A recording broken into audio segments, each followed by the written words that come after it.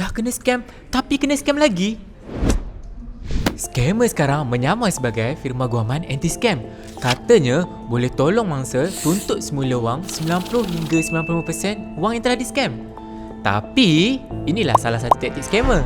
Ada mangsa yang dah kena scam sebanyak RM1,500 tapi kena scam lagi sehingga RM1.2 juta. Apa yang berlaku? Mangsa ternampak iklan yang menawarkan perkhidmatan guaman macam ni di media sosial. Mula-mula, scammer akan memancing mangsa dengan dakwaan perkhidmatan yang ditawarkan mereka berkesan. Sampailah mangsa mudah terpedaya kerana mereka berada dalam keadaan yang terdesak. Dan akhirnya, tanpa sedar, mangsa tertipu dengan perkhidmatan guaman palsu ini.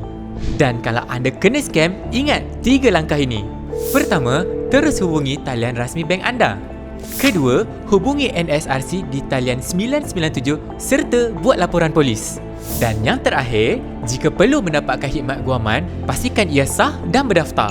Ingat, kalau dah kena scam, jangan kena scam lagi.